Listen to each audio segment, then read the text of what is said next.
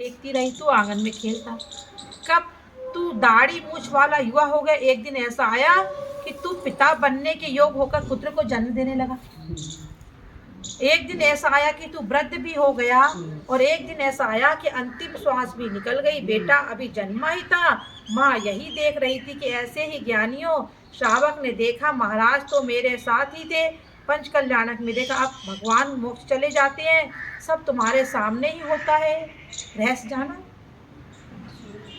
कह रहे हैं कि जिस प्रकार से बच्चे का जन्म होता है, सने सने बड़ा होता है, माँ के सामने ही बच्चा जन्म होता है, युवा होता है, शादी होती है और मरण को भी प्राप्त हो।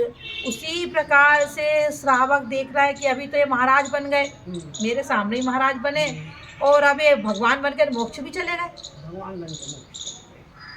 केवल ज्ञान हो गया। अब जैसे मान लो इतने तीर्थंकर हुए हैं या केवली हुए हैं, तो श्रावक भी तो होंगे उस समय, तो उनके सामने भी जो गए हैं तो मोक्ष तो गए ना, तो वो भगवान बन गए। तो देखता है कि नहीं देखता?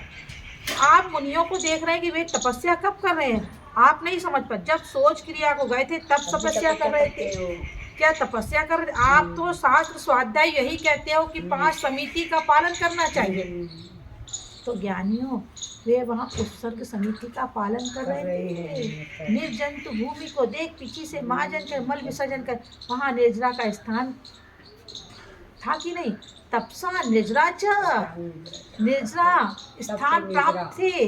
धन्य हो निर्गंथों की चर्या, कि वे मल विसर्जन करते समय भी निर्जरा कर रहे हैं। ये रागी, यदि तुझे द्वेष भाव से भगवान के अभिषेक के भाव भी आ रहे हैं, तब भी तू बंद कर रहा है।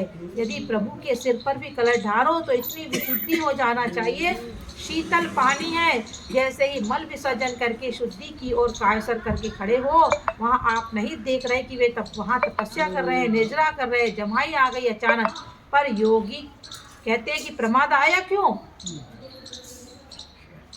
वे कायसर करने लगे, तपस्या कर रहे। जहाँ प्रमाद वहाँ तप का भाव, हिंसा, जहाँ प्रमाद का भाव है वहाँ तपस्या है, अहिंसा है।